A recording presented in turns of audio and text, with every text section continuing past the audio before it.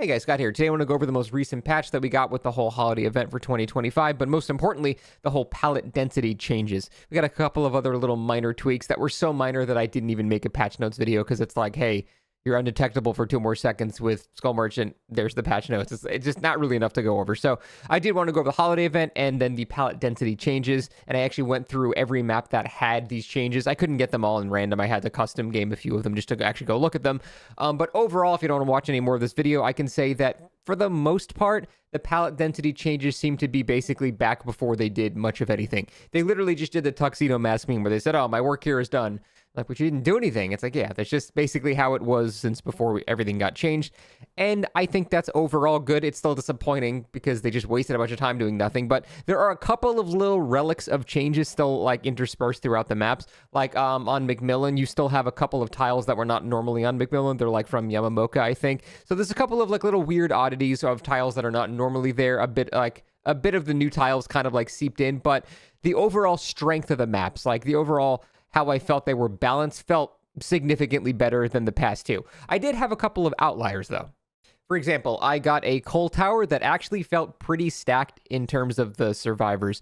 There were a lot of connected loops, and even though the rock loops aren't, god rocks anymore as they used to be, there were still a lot of connected jungle gyms with windows facing each other, and even if the strength of these tiles was a bit weaker, there was still a lot of shit connected together, and if I wasn't a killer that could deal with these loops, I think I would have struggled a lot. So the coal tower I got seemed pretty not great for me, but that's kind of how coal tower's always been. It can kind of lean killer or survivor depending on just the RNG you get. And maybe this particular variant I got was just really unlucky or something, but it felt pretty bad to play as killer. And there have definitely been a couple of other examples of it kind of going in the opposite side.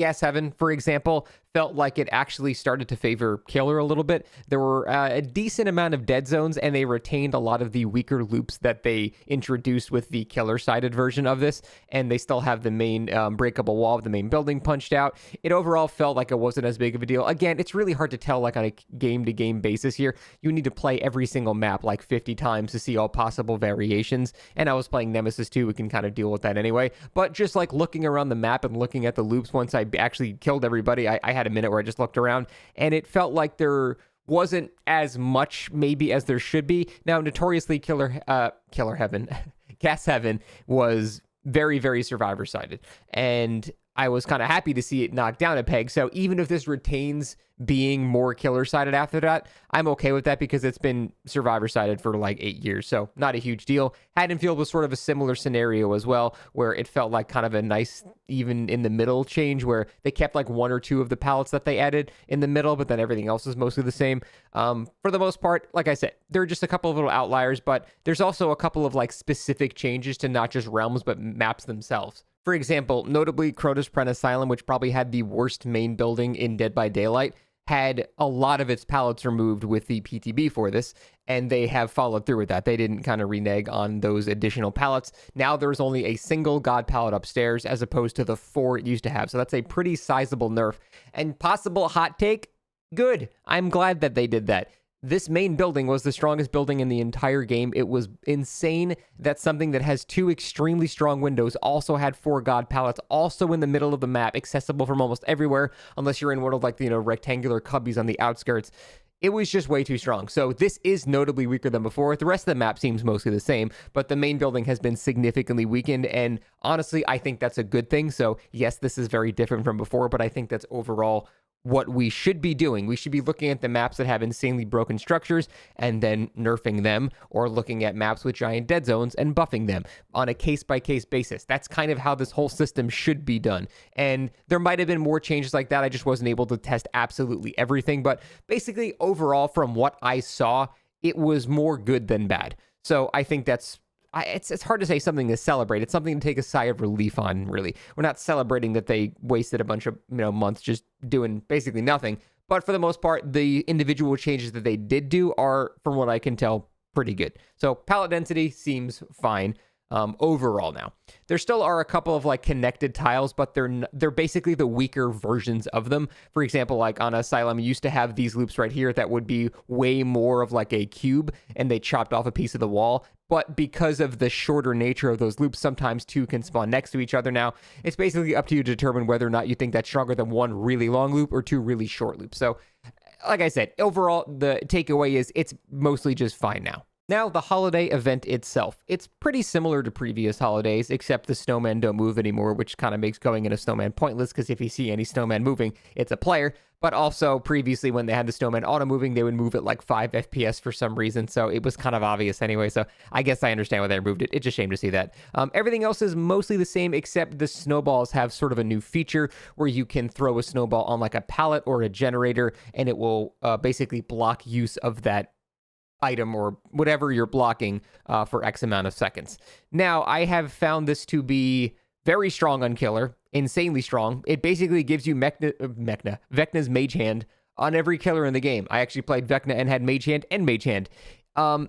It seems pretty boring to go against as Survivor, I will admit, because the only counterplay to this is basically dropping pallets as soon as you get in a chase. You can't really loop anymore, because if you try to loop it later, the killer is just going to block the pallet when you're near it.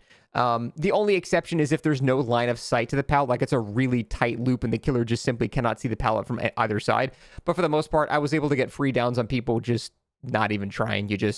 If they try to loop whatsoever, then they just die because you simply just block the pallet when they're too close to it. So that seems like it's really boring to go against a Survivor. I haven't played Survivor in this mode yet because for some reason killer queues are instant, which makes no sense because this mode seems killer-sided. I do understand the potential for Survivors to make really good use out of it. Like, for example, if they drop Shack Pallet early and then block it so you're just sort of stuck there, that can be really strong, but there are less examples of that being useful than a killer just blocking a pallet and hitting you. I feel like that can happen over and over again, but there's only one Shack, you know what I mean? So there are God pallets, but there are way more pallets that are not God pallets that the killer heavily benefits from this power. So I think my whole issue with it is that it's very boring. The Survivor counterplay, which is there, is to simply drop it very, very early. If they don't drop it early, then they just die because they'll have to leave the loop and go somewhere else, but they just can't really get anywhere else, and then they just eat shit, unless they have Dead Hard, piece of shit. But for the most part, it seems like it's a very not interactive event that I can't see myself playing for a couple of days, but at the end of the day, it's harmless. It's not really like something that's like ruining the game. It's not like having like 2v8s, killing my Q times, blah, blah, blah, blah. It's harmless. It's harmless, optional content that you don't really have to engage with. I do think they were really stingy with everything this year in terms of the actual iridescent shards from the calendar, in terms of the blood points of the actual event itself.